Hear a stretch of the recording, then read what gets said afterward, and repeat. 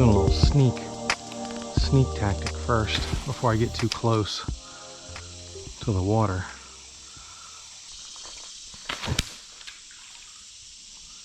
Oh, that's quality. That's super quality. We are moving this crankbait along pretty quick.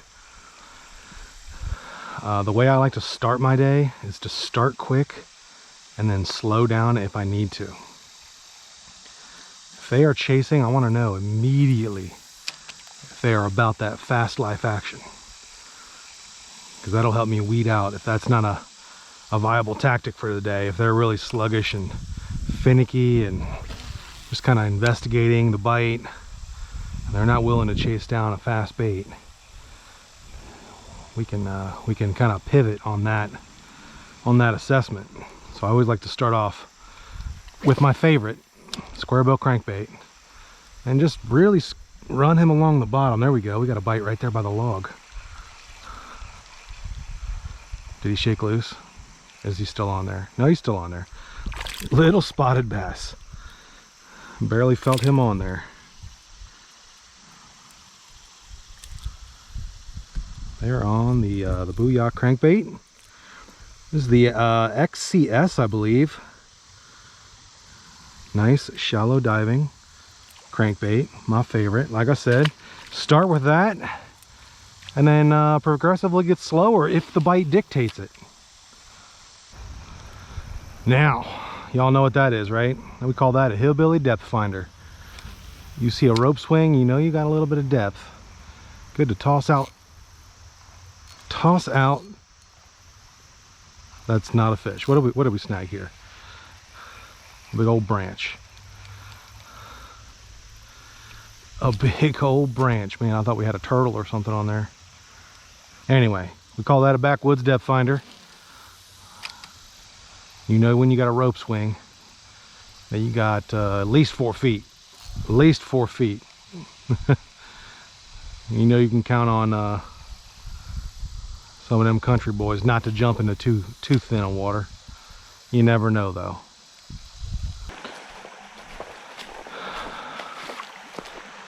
Well, it's Friday, and let's write a message for Mike, because he'll probably be out here this weekend, just to let him know we beat him out here and caught all the fish.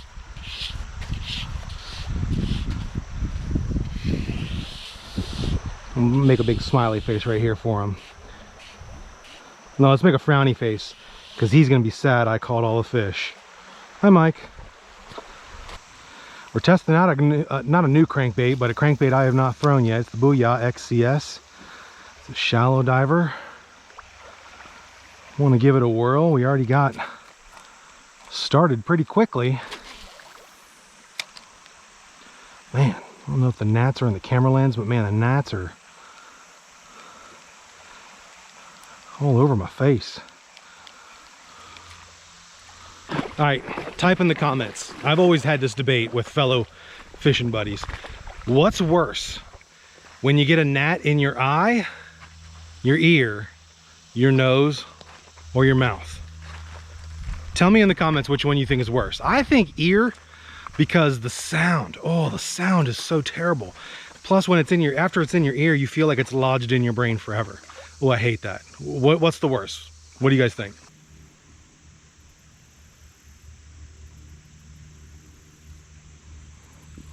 Well, a couple seconds for you guys. It has been an hour since that last bite. I don't know what is going on. I've tried a few things. Crankbait. I switched up to Topwater. I'm hoping maybe the Topwater. It is middle of the day. It's 2 o'clock. Not really the Topwater bite time, but I've tried several baits and I gotta find something that's working. I gotta find something. All right, when things ain't going your way, you gotta bust out Old Faithful. Baby Boo jig and thumping danger. Old Thump Daddy.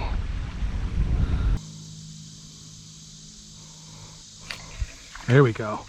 There we go. Out from the log. The old Mr. Largy. Little guy on the thump and dump. Here we go. Okay.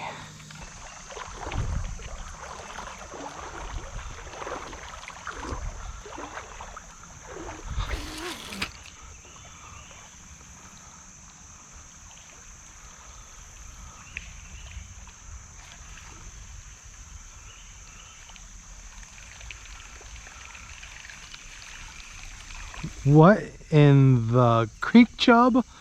Y'all ever caught a creek chub on a size 75 plopper? What in the world is going on there? Oh, great. Hey, Matt, don't start the camera when you're catching a fish and letting it go.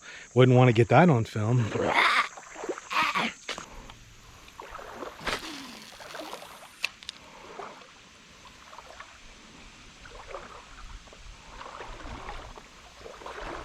Oh, there it is. There's the bite we've been waiting for.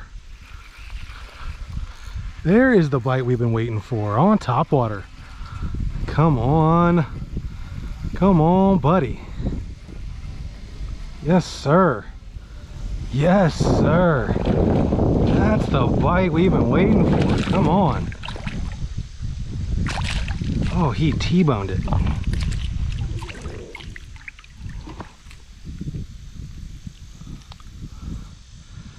There we go.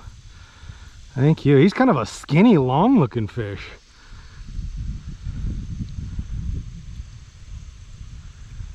Nice small jaw on the topwater.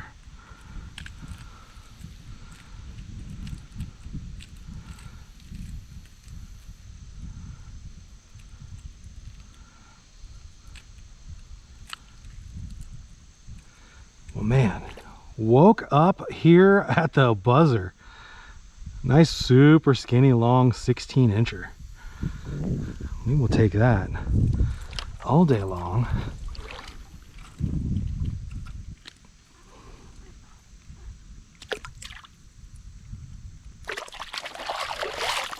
Thank you, buddy. Let me just tell you how freaking pumped I was for a second, because that exact spot is where Mike caught his 19-inch PB. And I was like, oh my God, do we have it? That was 2 years ago. Is it a 20 now? No. It was just his little baby cousin. Anyway, that's a good fish to end the day on.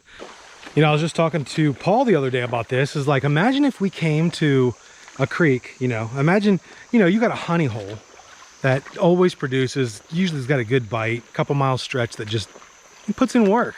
Imagine if you had a day like today where it was just kind of like me, and you never returned to it. But it turns out it was actually the truth.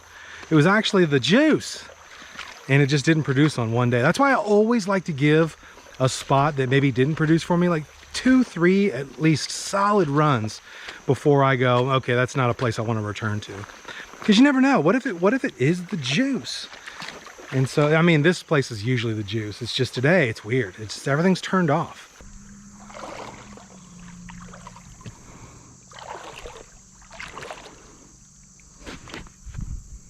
Now, how in the world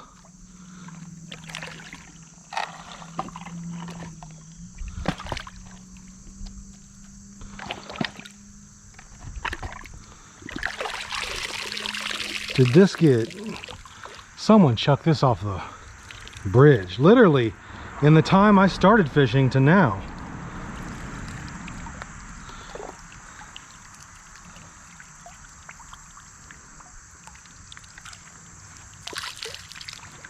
Wow.